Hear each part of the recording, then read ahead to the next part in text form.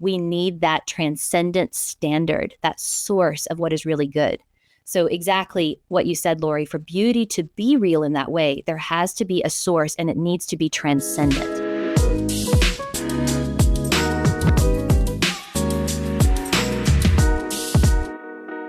So our guest today is Megan Almon, a former University of Georgia gymnast who was part of UGA's 2002 SEC championship team. She worked as an award-winning journalist until 2008 when she decided to pursue a career in speaking and teaching about Christian apologetics, especially in the area of bioethics. And y'all, I didn't even know what apologetics was in 2008. So this is going to be a good conversation today. She began working with Life Training Institute in 2009 and was awarded an MA in Christian Apologetics from Biola University in 2011. In 2023, she joined the speaking team at Apologetics, Inc., which is formerly known as the C.S. Lewis Society. She and her husband, Tripp, he is the director of Summit Ministries Gap Year, and they've been married since 2003, and they have 2 kids, Neely and Rogan. She enjoys spending time with her family at her home in Manitou Springs, Colorado, and is still known to practice handstands in her kitchen. She has spoken to high school and college assemblies and classrooms, youth organizations, women's groups, pregnancy resource centers, congregations, legislators across the nation on multiple topics, including pro-life apologetics, bioethics, and beauty. And she recently joined the team at Stand to Reason. So Megan, you have a list of accomplishments and really cool facts. So I am so grateful that you are here for discussion today. This is going to be really fun. Welcome to Women in Apologetics today. I'm honored to be here. Have been a fan from afar for a while. So this is exciting. Yeah, us too. We think it's exciting too. Okay, so just tell us a little bit about maybe your faith and educational background that kind of led you to where you are today. And we'll just start with that. Okay. Well, my background, I grew up in a nominally Christian home in Georgia. So I'm a Georgia girl, though I live in Colorado now. And, I learned at a young age that I could pray to the Lord. My dad taught me to pray. And so I think if I'm looking back on my history, that Jesus became my savior before he became my Lord. Like I had a childlike trust in Jesus growing up, and I can see looking back his protection, his guidance, and even conviction in those young years leading up to the age of 19, when I put it together with God's grace that this whole Christian thing like applies to everything. Yes. And it was in the funniest way. I was in a conversation with a friend. We were getting ready to go to a campus ministry meeting at the University of Georgia. And she said, I'm just going to run real quick and change clothes. Now, she had on like denim shorts and a tank top. Now, I grew up in a leotard. So to me, I'm like, why? Why do you need to change clothes? And she just said, well, I don't really want to wear this to the meeting. I just want to wear something a little different. You know, the guys are going to be there, and I'm just being thoughtful. And it was in that little conversation that it clicked for me. This thing applies to everything. And not in the legalistic sense, but in the fact that we're being intentional with all areas of our lives, and Christianity has something to say about it. So I met and married my husband in college. I was a junior into my junior year, and so I finished my senior year in journalism. So my whole background is art, journalism, storytelling, people. I was a feature writer, and I love to draw portraits. And so when my introduction to apologetics came, which was through journalism, I went to cover an event at the local crisis pregnancy center was holding their annual fundraising banquet in our community. And so my editor sent me to cover it last minute. And Scott Klusendorf, the president and founder of Life Training Institute, was the speaker that night. And he spoke on the pro-life apologetic that I now speak on. But that night was the first time that I put it together that apologetics could be about things like what it means to be human, what it means to be valuable as a human being. My husband's interest in apologetics was drawn much more into the sciences, and those were not my questions, not necessarily.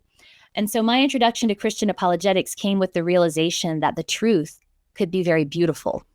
And after that, I was hooked. That's what started it. I guess I decided at that moment that those are the stories I wanted to be telling. Yeah.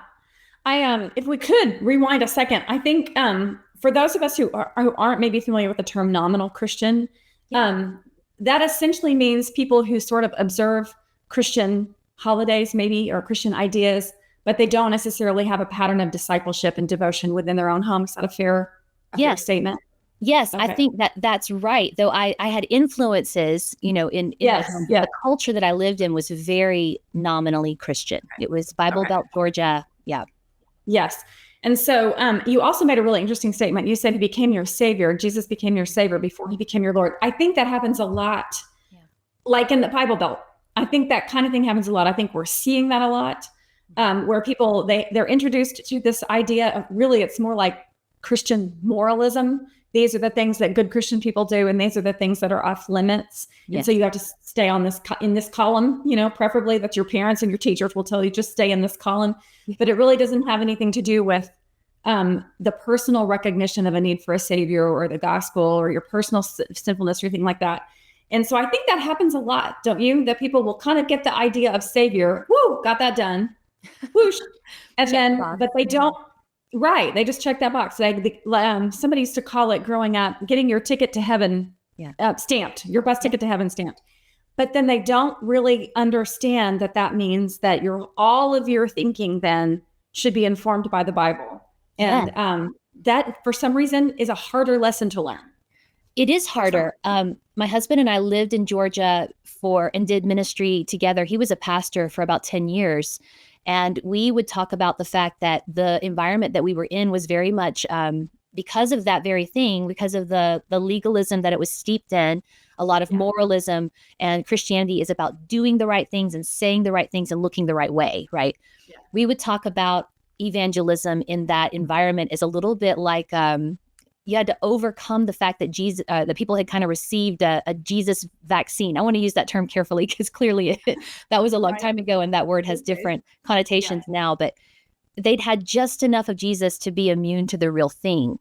And so to overcome that, the way that you talk about Jesus it reminds me a lot of what Dorothy Sayers, who's a hero of mine, was doing like mid-20th century, right? In a very subversive way, where people saw what had been right in front of them all along in a brand new and startling way.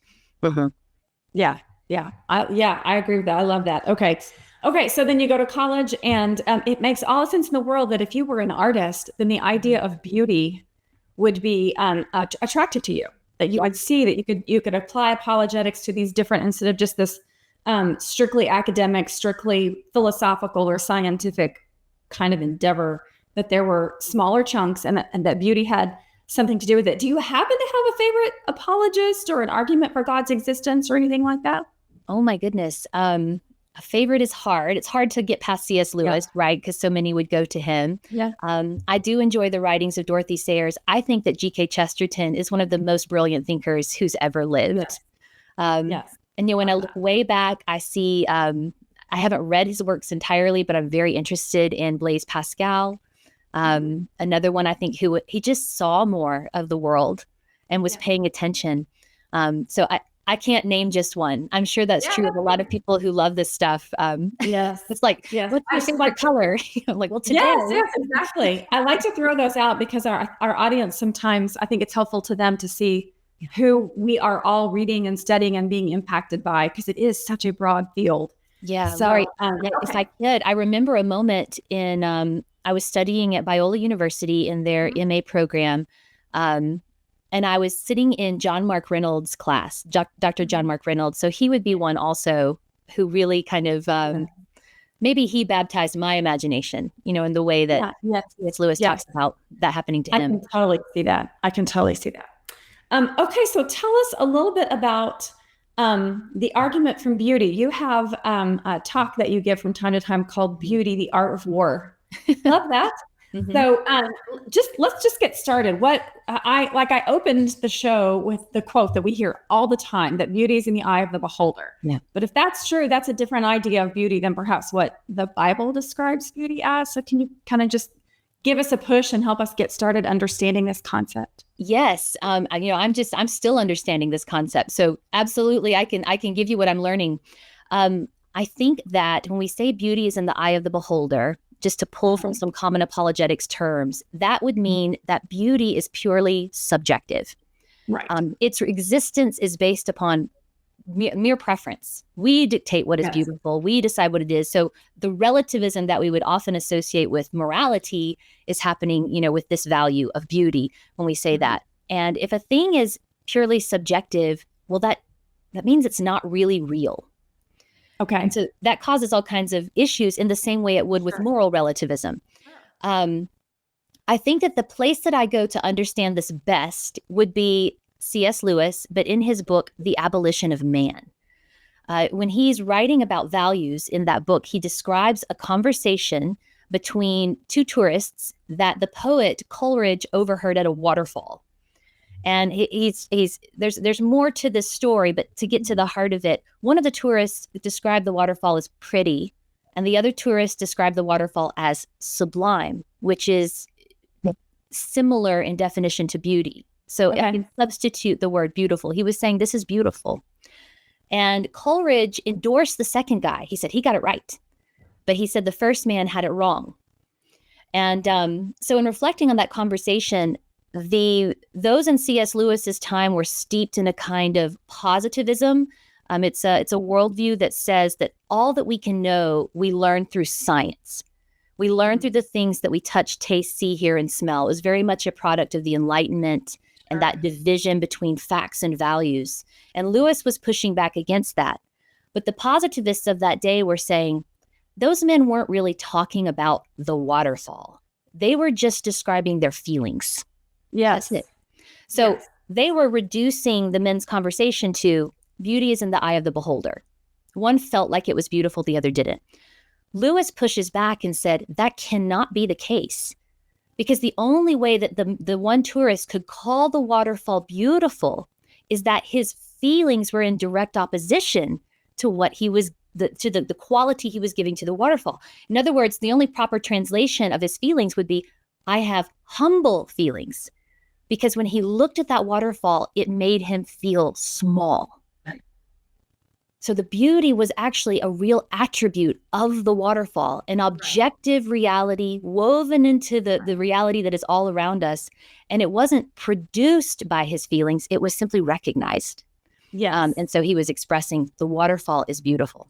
Yes. When I read that clicked. I said, it's real. It's real. It has to be real. And, there's a lot we could say in terms of how people have tried to define it in the past and the qualities, and maybe we'll get there. But just to think about that, beauty is a real quality woven into the fabric of reality. And all we do as Christians is recognize it. And that's the great thing about beauty. Thomas Aquinas said that it's that which when being seen pleases. You know it when you see it. Yeah. I think it would be really helpful. I think that what Lewis is getting at with the subjectivity is that if that really is the definition, beauty's in the eye of the beholder, then it really opens up the possibility that anybody can declare anything beautiful, even something that's actually not beautiful, even something that's crude and ugly or evil or something along those lines, bad, wicked, something bad. They can still call that beautiful if the only criteria for establishing beauty is I like it. Yes. I like it, and so I can call it beautiful. And so when we do that, then we strip beauty from the world around us, and nothing can really be called, everything can be called beautiful. So therefore nothing is really beautiful. It's all kind of up for grabs. Anybody can call it however they want it. And what he's getting at is the fact that real beauty is transcendent. Yes. Real beauty is something that we all, like you said, that we all recognize it. If there's a quality in it outside of ourselves that we recognize. And of course that's important, because then it points to the creator. I don't want to get ahead of you. Go ahead. No, you're exactly. I'm just excited because you're speaking my language, right? I think I like to think about beauty because its relationship to goodness is such that it's those transcendentals, right? Truth, beauty, yes. Truth, beauty, goodness. I've had enough coffee today. Right. And those they go together. They're spoken about together, almost because you can't really reach the end of one without bumping into the other one. Sure. For goodness to be real, for morality to be real, we need that transcendent standard, that source of what is really good. So exactly what you said, Lori, for beauty to be real in that way, there has to be a source, and it needs to be transcendent. And I find it fascinating that the more I look into this, it's not just the Christian thinkers and the Jewish thinkers throughout history who would say this. This was in the writings of Plato when he talked about beauty, though he wouldn't ground it in the nature and character of God as we know God, the one true God. He did recognize that it was real, it was objective, but for it to be objective, it had to be grounded beyond us. Mm-hmm. Yes, because that tells, and I think it's really interesting that tells us something about the Creator, that he has an eye for beauty. He likes beauty. That tells us something about him, because he didn't have to create a world that was beautiful. He could have created a world that was boring and plain and redundant. He could have done that, but he didn't. And that's a gift to us, don't you think? Oh my goodness. It's a tremendous gift to us. And again, the more I reflect on it, the more in awe I am. I think beauty is meant to stir us to wonder and to worship. And I think beauty does that in maybe more captivating ways. It almost helps us see truth and goodness. Some philosophers have even said it's the child of the marriage of truth and goodness, or the window through which we see truth and goodness. But the thing about beauty that we can't deny is, I was thinking about this before the podcast because I was reflecting on some of the things I've been reading. And beauty is the thing that both heals and hurts, right? So we can talk about beauty in its characteristics. Many have done that. Aquinas did that. Jonathan Edwards did that, and others. But there's something about the mysterious quality of beauty in that it has these psychological effects on us that we cannot deny or fully explain. Sure. Some philosophers have talked about that, like Gabriel Marcel is a French philosopher who says that beauty is one of those questions of philosophy, right, that you could dedicate your life to trying to answer, and you'll never reach the end of the question. Part of that, he said, is because the question, the mystery, is wrapped up in us as image bearers. And we cannot, as subjects, right, we cannot fully objectify ourselves. So human beings are always a bit of a mystery to ourselves. I think that's why this draws me so much to aesthetics, because my home base in apologetics is pro-life apologetics and very much the human questions. But those effects that it has on us, let's talk.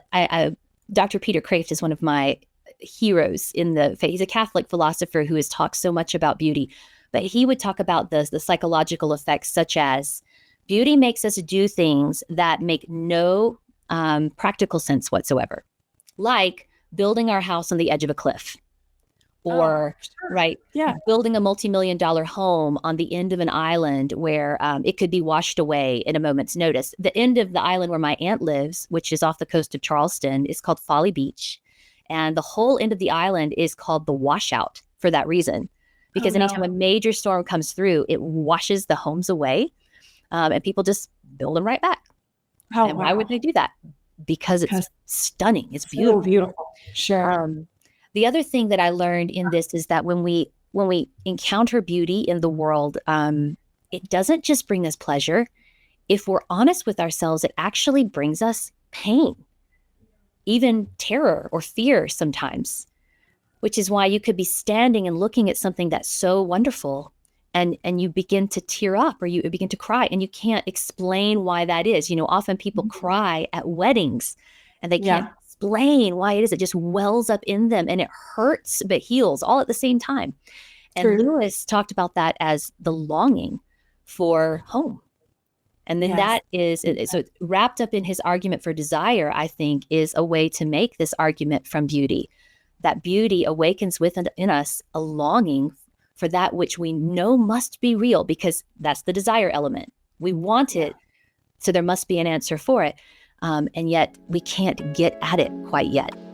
If you've been impacted by Voices of WIA or any of the resources that we provide, would you consider partnering with us through a monthly gift? Your support helps us continue this very vital work and reach even more women with the tools that they need to stand firm in their faith. I personally support WIA because there aren't enough women's ministries that keep the focus on truth, and I'd love for you to join me by visiting womeninapologetics.com/donate. So to your question, Lori, I think that the fact that God created a beautiful world, What blows my mind is that the places and things and events that take our breath away right now are broken. Right. Just like we are. And so just for our imaginations to be engaged for a moment, if you imagine the place that takes your breath away, that when you looked at it, you couldn't look away, you couldn't stop looking, even though it was this longing, this pain that arose within you. We are looking through broken eyes at a broken creation, and that is the response. So in terms of God making a beautiful world, that stirs us to wonder, to worship, to see glimpses of the fact that there must be more. Yeah. It's only going to get better. Right. That's so important to know. I mean, there's just so many things. In fact, I do a Bible study, an audio Bible study with a group of women. And I mentioned that today is that we very often as Christians, because of the time we live in, we very often think a little bit like secularists. We're concerned, even in our walk with God, about our circumstances, our job, our family, our house, our future, and not that those are illegitimate, because they do have their place, obviously. But there is something so much bigger, and David gets at it all the time in the Psalms. He gets so much bigger, but that God isn't just the God of my life and my circumstances. He is the God of the next life. He's the God of ultimate judgment. He's the God of creation. There's a big picture view of God. And if we can keep that in mind, it really does drive us through some of these hard times, because this is just temporary. It's broken and it can be really awful sometimes, but it's just temporary. And the better thing is the beautiful thing. It's worth the costs and the difficulties and the challenges of this life to get to that that greater, more beautiful life. I made a couple of notes as you were speaking that beauty is inspirational. I don't know how many, I'm sure you would agree with that. I don't know how many times I've seen something beautiful and it just makes you think, wow, I want to go do something that's good. I want to create something that's that good. I know when I read like a really good article, I think, oh, if I ever write an article or a book, I want it to be like that. I want it to be good like that. I want it to be beautiful and inspiring and to draw people like that. And I think potentially I would love to hear what you think about this. As you were speaking, I just jotted down, I think it teaches us things beyond just the facts. There's you and I'm sure, as an apologist, you can tell somebody the facts about the Bible or the facts about God's existence. And one of the questions they will still ask you is, but is he good? Because I'm not going to follow him if he's not good. And beauty kind of breeds that goodness into the bigger lesson about who God is. What would you say? What would you have to say about it? Am I on the right track, in other words? Absolutely, I would agree with you. Again, the window through which we see goodness. Beauty is the most potent of those three transcendentals. I learned that from Peter Kraft. He would say, it's more enticing even than truth and goodness, which is why we struggle with temptation. So part of this conversation, when it comes to earlier, beauty is in the eye of the beholder, this whole idea, there is room for taste and appetite in the conversation about beauty. But because there is a standard of beauty, there's also this understanding that our appetites need training, even correcting sometimes. Yes. And that we can appreciate lesser beautiful things as long as we put them in their proper place and recognize them for what they are. But all of that to say, I think that when we can present the truth beautifully, it does awaken something in people. And the place I went in my mind when you were talking was Pascal, who did say, he's famous for Pascal's wager. But one of the things that he said was, make good men wish that it were true, and then prove that it is. I love that. Awaken the imagination, the longings, because those are truth-bearing faculties that we have that because of our secular, like the air that we breathe in our culture, we've kind of forgotten about that way of seeing the world. The poet and priest Malcolm Guite would say, we're missing an entire lens through which we can see the world. So I agree with you, Lori. I think anytime we read something or hear something or even are looking at something that awakens that moreness within us, we're compelled to go and do likewise, I guess, or go and pursue those things. I would think that there's a caution in there somewhere, and you have alluded to it a little bit when you said we are capable of appreciating lesser things too. We just have to understand their place, because I would think that it would be very dangerous for us to water down that which is beautiful. That might be very corrosive to us. Like, for instance, I'll give you an easy one. I think in our society, secular as it is, fleshly as it is, I think we have watered down the idea of beauty to sexual desirability. Oh my And there's goodness. so much else that's beautiful besides desirability. And so I Yes. think we shortchange ourselves, and we might even restrict ourselves from really this sort of fuller, more abundant life that Jesus offers by simply having such narrow ideas, or feeding ourselves, training, like you said, training our appetites to only appreciate this narrow section Yes. of what beauty really is. That's so good, Lori. I love this conversation so much. So two things that come from that. One is the observation of the time and place we live in with regard to beauty, as you just said it. But the other is why I talk about beauty as the art of war, which is a curious. Oh, Some of that is yeah, just to get love that. people to come to the talk, because people are like, I don't really want to hear a talk on floral arrangement or something, because Yeah. of that first problem. So I think that when we look at today, we look at just take American culture, or even the subculture in which you live in America, although some are certainly getting it more right than others with regard to beauty. I think that we think that in our society, we're obsessed with beauty. So I think if you ask people on the street, do you think we live in a society that's obsessed with beauty? They would answer yes. I do The too. problem is that they define it so narrowly, as you just pointed out. And not even just that sexually desirable, but it really, if you Google the word beauty, which I don't recommend, don't go Googling random things. But a few years ago, I did that. And what I got was probably 20 pages as you scroll down or look down throughout your Google search of women who look a very particular way and cosmetics. And that's what I got when I Googled the word. Now, that doesn't tell us all of what society thinks, but it does tell us a little bit about where we've narrowed it to. And so it's physical appearance that looks a particular way. And so I think the reality is we live in a society that thinks that it's obsessed with beauty, when in reality, we are a society that is starving for beauty. And we can look at some older societies and see some differences. Not that there's any perfect golden age or anything like that, but Right. you can see where the arts, or just beauty, things being produced not just for their practical purpose, but for the purpose of pleasing, or the purpose of just displaying something beautiful. You think about cities like London, where this is actually a conflict that's going on in that city because of newer architecture that is choking out Yes. some of the older architecture. But there are still places in London where there is art that is very much on the street, on display, with children climbing on it, statues like in Trafalgar Square, right? Because the art was for the people, and it did something, and it was a collective understanding in that society. Today, we take art and we say, well, it's not practical, or that's for rich people, or that's something that's just a luxury, or that's something that we hide away in museums, and then we build subdivisions and strip malls. Right. Yes. So we can see evidences of our time and place and what's happening. Definitely. I think, though, if we can expand our understanding of beauty, in one sense, theologically, we can say that because God created all things, there is at least an element of beauty in all things. Okay. That Um, makes sense. mhm.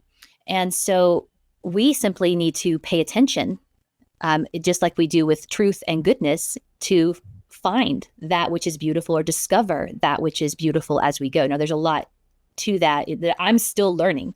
But I think that is the reason that when we understand beauty to be something that we are able, as sub-creators, like God is creator, he creates ex nihilo. Genesis 1 is the most artful statement to begin the story of reality with, right? Yes. In beginning, God created. the heavens and the earth.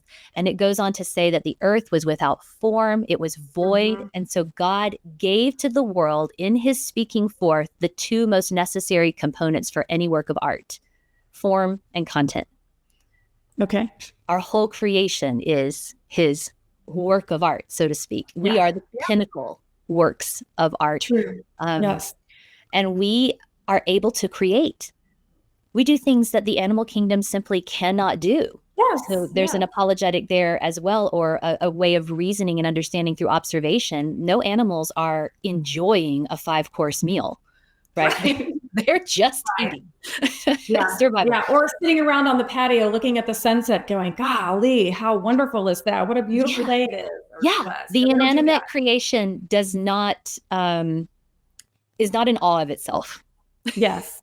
Yeah. We are in awe of it. So because we are able to create, albeit from the stuff that God has given us, we too are able to cultivate beauty in the world around us. And whether it's raw materials, but also words, right? Color, inspiration from human beings who've come before who inspired us, all of that. And so I think that beauty as an art of war has something to do with the fact that anytime we intentionally, as Christians or as human beings, but Christianity is what makes this true. It has all the depth and breadth and width to ground this into bedrock. When we cultivate beauty into the world around us, whether it is through any creative capacity, it could be as simple as bringing order to a messy space, repairing that which is broken. Yes. Making a meal that both nourishes, but we put it on a real plate because we can, not because we had to.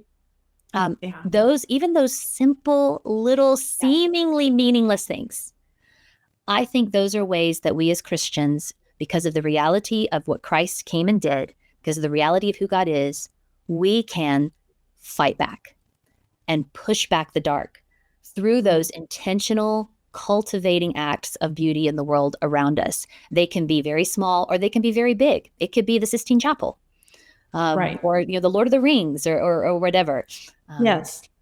But you have to go through the small to get to the big, typically, to learn to be able to do the big. And to learn that beauty is so much more than what we have made it.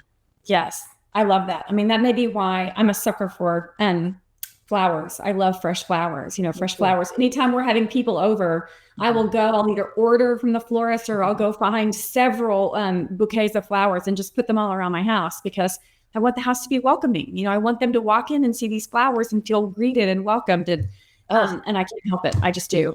It ties into hospitality. I thought of you before you arrived.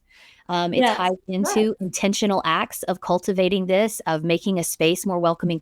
And so I think that, most viewers or listeners have heard or read The Lion, the Witch, and the Wardrobe by C.S. Lewis. I read a blog post a few years ago by a writer named Kelly Keller, which is, I always remember the name. It's easy to remember. So Kelly Keller, part of the Rabbit Room, I believe, in her writings, but she wrote a blog post called Beauty as an Act of War. And she was writing about The Lion, the Witch, and the Wardrobe, particularly the feast that the little woodland creatures were having in the forest right after Father Christmas had come to Narnia. And the White Witch stumbles upon their feast and she loses her mind. She's asking them, why are you feasting in my forest, right? She reigns Narnia, always winter, never spring, never thaw, and never Christmas. But now Father Christmas has broken through and he has brought with him a Christmas celebration. And so they are feasting in the forest and they tell her, Father Christmas gave this to us. And so we are feasting. And she accuses them of lying. She begins to go berserk. She tells them, take it back. You're lying. It's not true. Take it back. And the little squirrel, I think it's in the movie, kind of loses his mind. Like, yes, he did. Yes, he did. Yes, he did. But she turns them to stone. Just like that. Wow. And when you think about the reasons she did this, Kelly talks about it in the blog post, but she says that the White Witch knew in that instant that their feasting in the forest said so much more than just the simple sharing of a meal. Their feasting in the forest proclaimed that Christmas had come. Therefore, spring was on its way and the thaw had begun and her reign is coming to an end. Yes. Love that. Their feasting was a declaration of war against all that was wrong and broken and evil in Narnia. So that I think the connection of the idea isn't hard to make to your placement of flowers on the table is an act of defiance. I love that. I never thought about it that way. I am your typical apologist who kind of came to apologetics with the arguments and the philosophy and the science. And I actually love that. I eat all of that up, which is why I was anxious to have this conversation with you, because I really did. And I've heard I've heard people talk about, other apologists talk about apologetic from beauty, and I understood the concept, but I've never really studied it. So I was really grateful to have this conversation with you today, because I think this is so great for women. We talk all the time about women being involved in apologetics and women sharing their faith, and they don't always. And this seems like a natural way for women to kind of start the process of being involved in learning about apologetics. And so thank you. Do you have any final thoughts before we wrap up? No, I think you said it so beautifully. I do think about women. I think about all of us. And I think about when we look at the world, especially right now, I work with a lot of young people, a lot of young adults who are convinced that in order to make a difference in the world with all of the energy they have, right, which is a lot, they must have a platform that is as big as the problem. So they're always asking me, how do I gain listeners? How do I get my YouTube channel going? How do I get on a stage? How do I do that? And God may have that for them. That might be an avenue that he opens, and that would be incredible. That would be that using their talents to fight back in that way, but also to help others come to a saving knowledge of the truth. But I think for those of us who understand that biblically, everyday faithfulness is stunningly beautiful. And it is beautiful because of who God has made us to be, because of the intrinsic worth, the unspeakable dignity that he has endowed to each one of us. He made us on purpose and with a purpose to live life to his glory. And as we live that life in our everyday faithfulness, the change that we can make begins right in front of us with flowers on the table, or repairing the car engine, or building the bookcase because I need more room for my books now that I'm interested in apologetics, or whatever it is. That was a real life topic. Christianity tells us not only that we can do that, but that our seemingly meaningless acts that look that way to the rest of the world around us have meaning that echoes eternally. Yes, absolutely. I was looking up a verse as you were talking, because I'm in total agreement with you that so much of our everyday faithfulness, our little things, our ordinary things that we do for God that nobody ever notices, they always have an eternal payoff, an eternal purpose, and an eternal payoff. And that gives them weight. And God, because he's omniscient and omnipotent, he never misses anything, any little step of obedience. And so I was looking at this verse. Let me see if I can find it.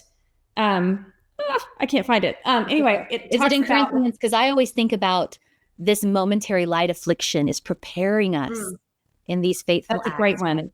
For this eternal weight of glory beyond all comparison. Yes.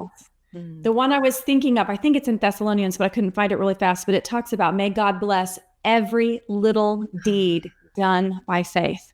And I've clung to that, on those times when I feel like I'm not getting where, I'm not doing anything. I would just want to wake up every day and do one little deed of faithfulness every day, because it ultimately shows up in eternity, and which is beautiful. Beautiful thing. Beautiful purpose. So, well, Megan, I can't thank you enough. This has been a wonderful conversation, a really life-giving conversation, and I think very, very helpful for most of our audience. So thank you for joining us today. Thank you so much for having me. Voices of WIA is just one of the many ways that Women in Apologetics strives to educate, equip, and encourage women in Christian apologetics. So if you love Voices of WIA, then I would invite you to join our free email community, where you will receive apologetic resources every week and enjoy email community-only benefits like exclusive digital guides and a discount to our annual conference. And girlfriend, if you have never been to our annual conference, it is not your grandmother's Bible study. You need to go. So from everyone here at the WIA team, we are so blessed and grateful that you joined us for this episode today, and we look forward to seeing you in the next one.